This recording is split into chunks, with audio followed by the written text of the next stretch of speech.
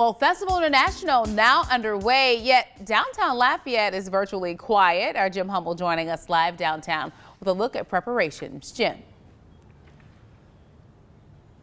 Marcel, over the next few days, everybody at home has the chance to listen to performances by more than 50 artists from all over the world for this virtual Festival International. And tonight we're taking you behind the scenes, taking a look at the production behind the virtual show. Although Park International sounds and looks nothing like it should this time of year, festival faithful like Lindsay Smythe aren't closing the door on a good time. Virtual festival, honestly, is one of those things where for the first time we can actually get to experience festival in the backyards of our friends. Sadly, we're not going to have all those international artists in person to see, but how else do you get to see all these international artists but in our backyard? And for those at-home festival parties, festival organizers are working on quite the virtual lineup to make it feel like you're right here. Add editor to festival executive director Scott Feehan's repertoire. Lock creative people up for too long, they're going to start doing some really creative things.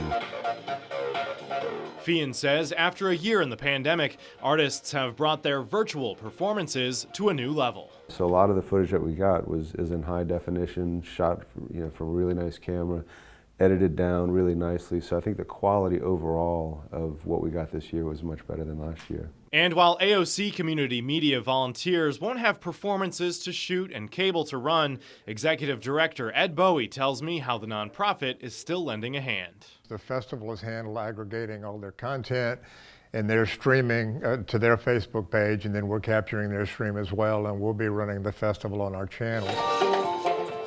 The show goes on, and already many are looking forward to Festival 2022. It's going to be the craziest party I think Lafayette's ever seen.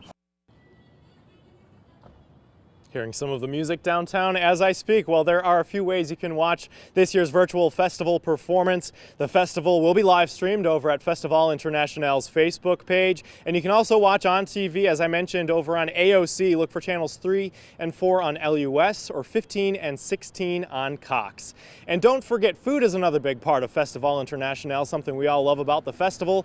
And restaurants here in downtown Lafayette and really across Acadiana are taking part in the Feastival contest. When you order their festival special, you'll get the cashier's initials added to the back of a card, and then you'll keep the receipt. You'll want to hold on to that. And May 4th, by May 4th, you can drop it off your card with the receipts over here at the festival office. There's a drop box, or you can also email them at diane@festivalinternational.org. Again, this is a contest with some prizes there. So the skies just opened up down here in downtown Lafayette. There's always that one night of festival where it rains, but hey, the rain angels, I'm sure they'll take care of us for the rest of this year's virtual event. Marcel, I'll send it back to you with a happier look, some of the happier memories of festival. You know, we all love coming down here to Anchor on those Thursdays and Fridays. And Marcel, this is one of my favorite photos. I'm sure you remember that walk home and running into that marching band a couple years back, one of my favorite festival memories. Marcel? Thank you, Jim. One of my favorite indeed. That was quite a night for us to remember. So much fun covering Festival International in downtown Lafayette. And virtual festival is absolutely the next best